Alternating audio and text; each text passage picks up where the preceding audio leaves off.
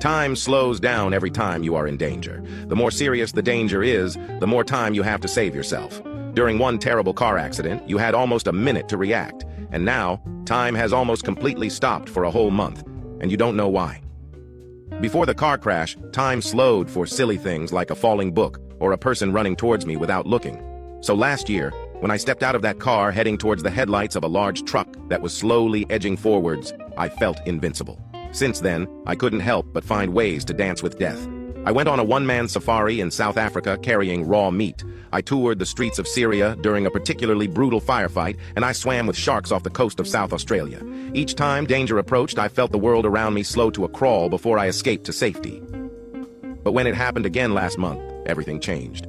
I was eating breakfast with my younger sister when suddenly I felt as if another truck was about to plow through the kitchen. My sister was midway through a joke she'd learned at school when she froze. I searched for any danger nearby, but there was nothing out of the ordinary. So I set out to search the town for anything that could indicate a looming threat. I checked the newspapers for odd stories that may indicate a problem. Then I searched the police station, the gas storage facility, and the local mall. Nothing.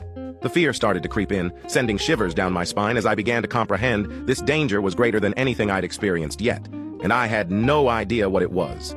It was only once I'd searched the entire town that I realized I hadn't checked the army base.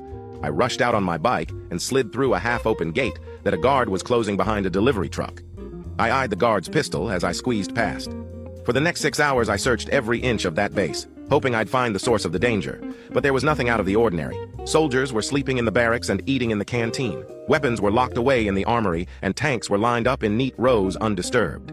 Then, just as I was walking out, feeling hopeless, I noticed the driver of the delivery truck that I'd seen on the way in. He was wearing civilian clothes and grinning like a lunatic.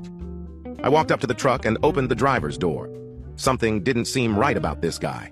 I quickly ran to the back of the truck and tried to open it, but a padlock stopped me. I went to a workshop I'd been searching earlier and found bolt cutters. When I finally opened the back of the truck, I looked straight into the eyes of a balaclava-clad man crouched in the shadows behind what appeared to be a massive bomb, holding what must have been the detonator. The horror of the situation hit me like a freak wave, and I stumbled back, hyperventilating. What should I do?